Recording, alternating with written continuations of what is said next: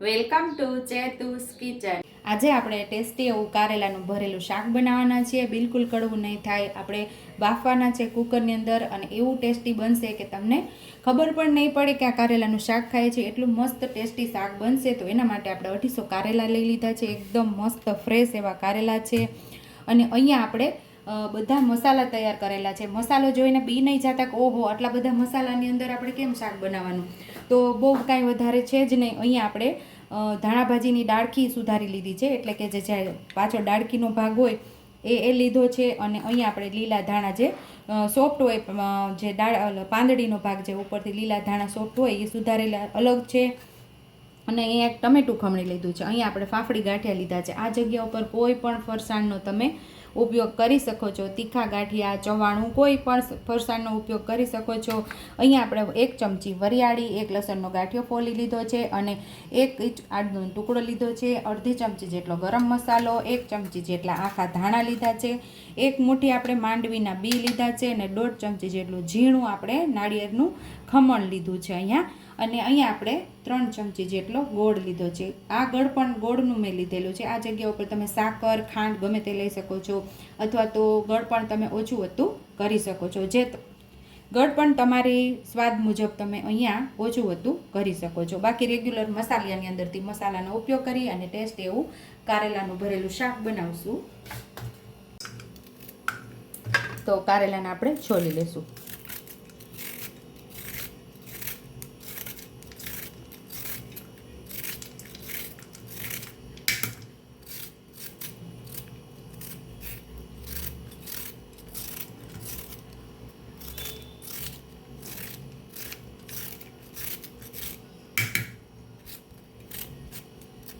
અહીંયા આપણે કારેલાને છોલી લીધું છે અને આવી રીતે 2 ભાગ કરી લેવાના છે। પછી આપણે જે પિલર હોય એની અંદરથી આવી રીતે ગોળ કરી અને પાછી અંદરથી બિયાનો ભાગ હોય એ કાઢી લેવાનો, કારણ કે આપણે ભરેલું કરવાનું છે એટલે।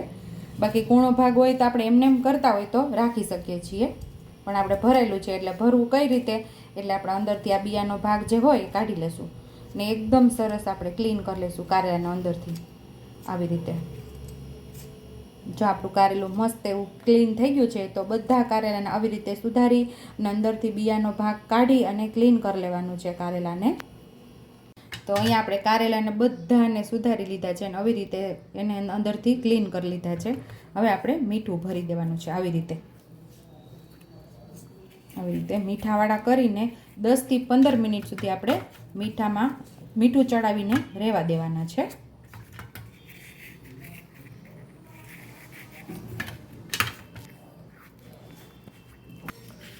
તો આપણે કારેલામાં મીઠું લગાવી દીધું છે। 10 થી 15 મિનિટ સુધી આપણે એને રેસ્ટ થવા દેશું, એટલે એની કડવાશ ઓછી થઈ જાય અને આપણે સાઈડ ઉપર આને રાખી અને મસાલો બધો તૈયાર કરી લેશું।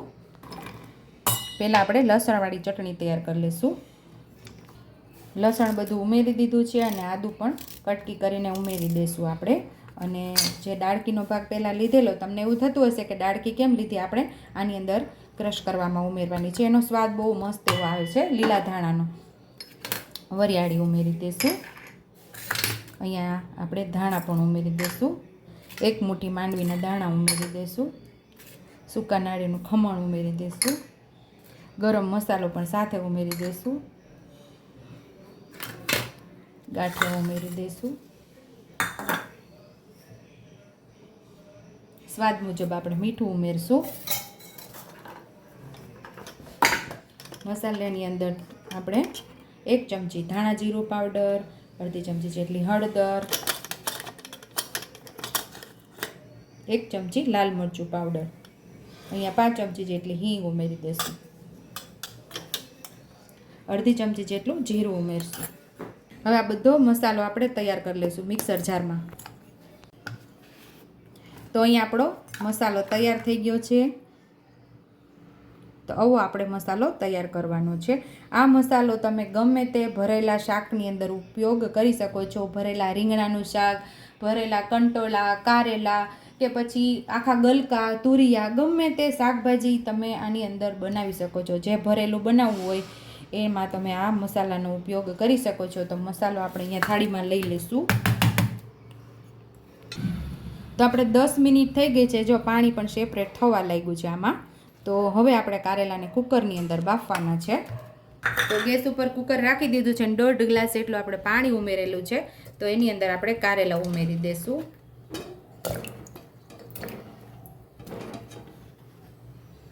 બે થી 3 સીટી લઈ લેશું. હવે આપણે કુકર ખોલીને જોઈ લેશું આપણા કારેલા બફાઈ ગયા છે. તો આપણા કારેલા મસ્ત એવા બફાઈ ગયા છે. તો પાણી આની અંદરથી આપણે નિતારી લેશું. તો કારેલાને આપણે અહીંયા સરસ નિતારી લીધા છે. તો મસાલો જે તૈયાર કરેલો એની અંદર આપણે ગોળ ઉમેરી દેવાનું છે.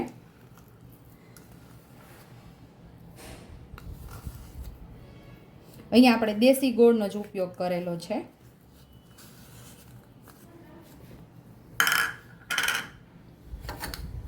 લીલા ધાણા ઉમેરી દેશું.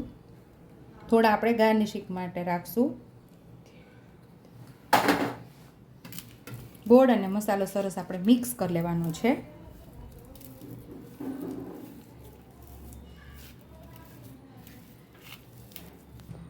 અહીંયા હવે આપણે કારેલાને ભરી લેશું.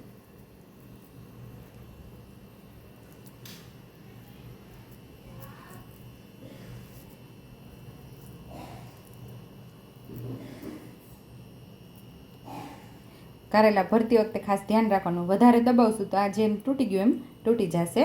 અને કારેલાને આપણે ભરાઈ જાય ને એટલે પછી આવી રીતે આપણે પ્રેસ કરવાનું, એટલે વધારાનું જે કડવાશ કે પાણી હોય એ નીકળી જશે.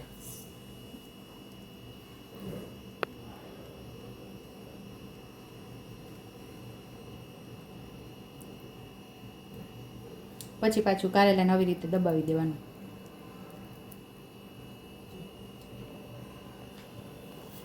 સેમ એ જ રીતે બીજા કારેલાને આપણે ભરી લેશું. પાછું આને આપણે દબાવી લેવાનું છે આવી રીતે.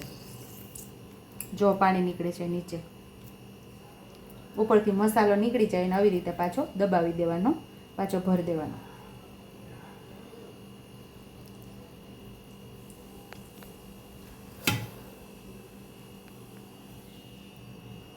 તો બધા કારેલાને આવી રીતે આપણે ભરી લેવાના છે મસાલાથી.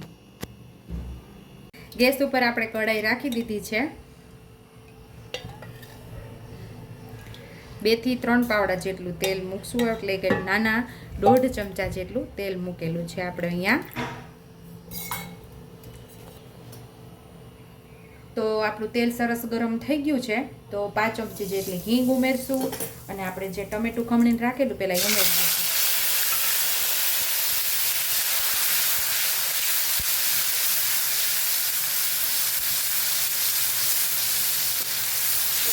ટમેટું થોડું સતળાઈ જાય પછી આપણે એની અંદર જે મસાલો બચેલો છે ને એ ઉમેરી દેવાનો છે. અહીંયા આપણે મસાલો ઉમેરી દીધો છે ને એને પણ સરસ સાતળી દેવાનો છે.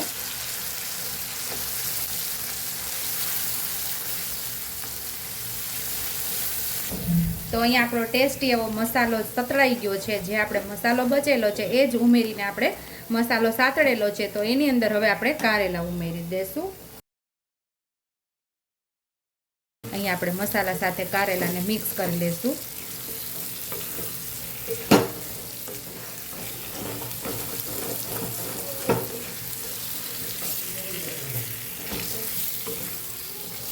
અહીંયા આપણે 2 થી 3 ચમચી જેટલું પાણી છટકોરી અને થોડી વાર મસાલા સાથે આપણે એને સાતળી લેવાના છે.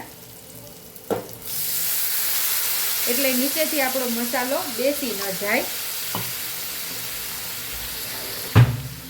અને મસાલાની અંદર કોટ થઈ ગયા છે અને 2 થી 3 ચમચી જેટલું પાણી પણ ઉમેરી દીધું છે. ઢાંકણ ઢાંકીને આપણે એને થવા દેશું.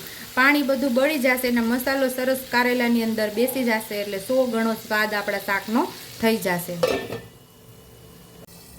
સાવ ધીમા ગેસ ઉપર 1 મિનિટ થઈ ગઈ છે. હવે આપણે જોઈ લઈશું. તો જે પાણી ઉમેરેલું એ બધું બળી ગયું છે અને મસાલો સરસ આપણા કારેલાની અંદર કોટ થઈ ગયો છે અને એકદમ સરસ મસાલો નીચે બેસવા લાગ્યો છે. તેલ સેપરેટ થવા લાગ્યું છે, એટલે કે તેલ છૂટવા લાગ્યું છે. તો ટેસ્ટી એવું શાક આપણું તૈયાર છે. આજે આપણે અહીંયા ગાંઠિયાનો ઉપયોગ કર્યો છે. તમારી પાસે કોઈ પણ ફરસાણ ન હોય તો તમે ચણાનો લોટને શેકી અને આની અંદર ઉમેરી શકો છો, એનો પણ ઉપયોગ કરી શકો છો. તો અહીંયા આપણે શાક તૈયાર છે, તો સર્વિંગ પ્લેટમાં સર્વ કરી લઈશું. ટેસ્ટી એવા કારેલાનું શાક તૈયાર થઈ ગયું છે. તો અહીંયા આપણે જે બચાવીને રાખેલા લીલા ધાણા એનાથી આપણે ગાર્નિશ કરી દઈશું. સુપર ટેસ્ટી એવું કારેલાનું આપણું શાક તૈયાર છે. ઊની રોટલી સાથે ખાવાની ખૂબ જ મજા આવે છે. વરસાદી માહોલની અંદર કારેલાનું શાક મળી જાય તો કાંઈ બીજું ના જોઈએ. અને કારેલાનું શાક ખાવાના શોખીનને આવી રીતે શાક બનાવીને તમે દેશો તો એને મોજ પડી જશે. જો તમને મારી રેસીપી પસંદ આવી હોય તો મારી રેસીપીને લાઈક કરજો, શેર કરજો, સબસ્ક્રાઈબ કરજો, હાઈપ કરજો, બેલ આઇકોનને દબાવતા ભૂલતા નહીં અને કમેન્ટ બોક્સમાં કમેન્ટ કરજો કે મારી રેસીપી કેવી લાગી. તો આવજો.